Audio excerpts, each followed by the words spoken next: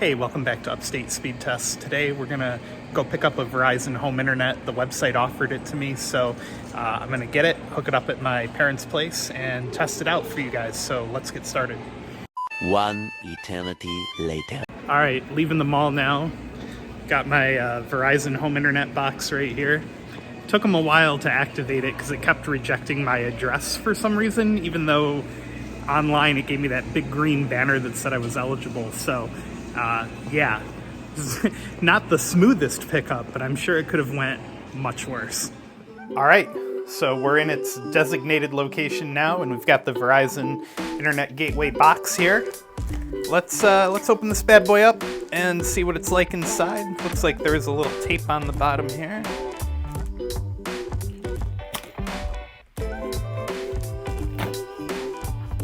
Boy, that sticker really doesn't want to come out.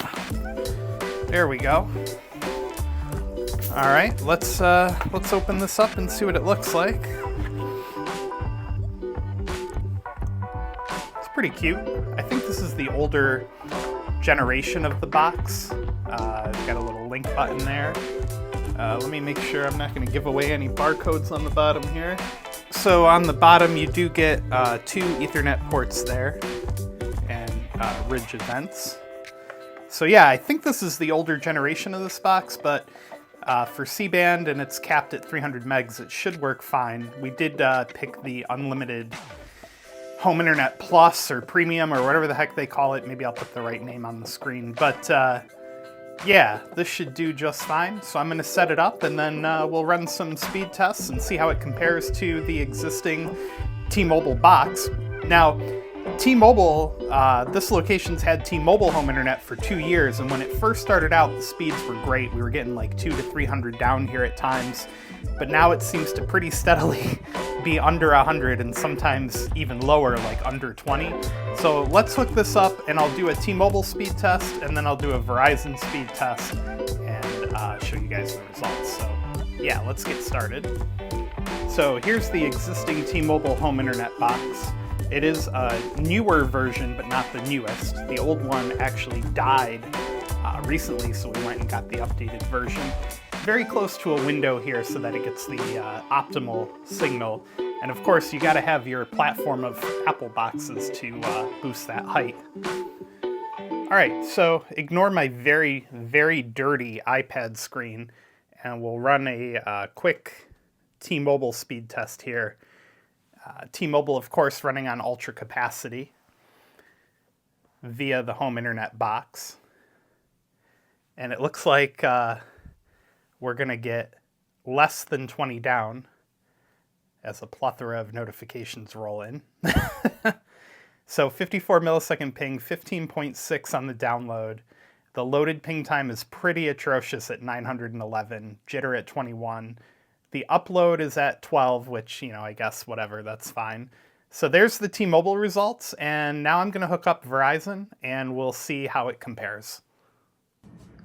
So these are the speeds we're getting off the box after finding a location where it actually works. Funny enough, we had to move it to the first floor for it to start connecting. 77.9 on the down.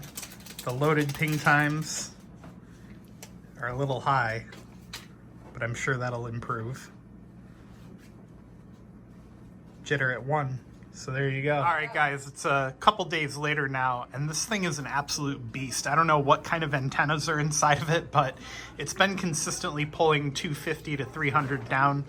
The Verizon 5G ultra wideband network's not even fully complete in the area, yet somehow it manages to pull close, you know, like I said, 250 to 300 down.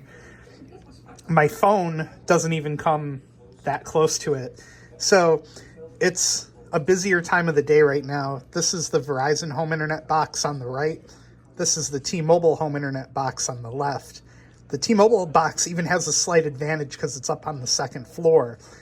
The Verizon one we had to keep down on the first because it doesn't hold the 5G connection upstairs and it keeps pulling a red light. And like I said, that'll change once they finish building the towers. I'm pretty sure I already talked about that in the beginning, but Let's run each one more time. The T-Mobile box, the reason we're switching over to Verizon is because the T-Mobile box is getting horrible speeds. In fact, at times it's dipped below 5 megabits per second.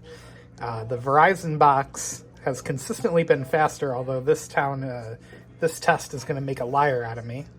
That's picking up a little bit.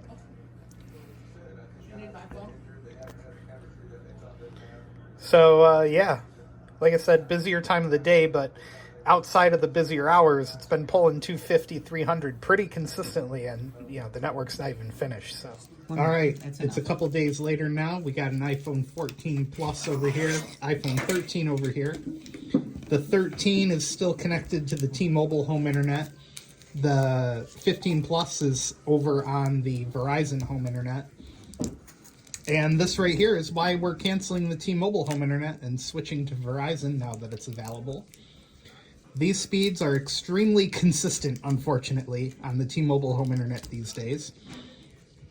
And occasionally you'll get slower results on the Verizon home internet, but it's been remarkably consistent.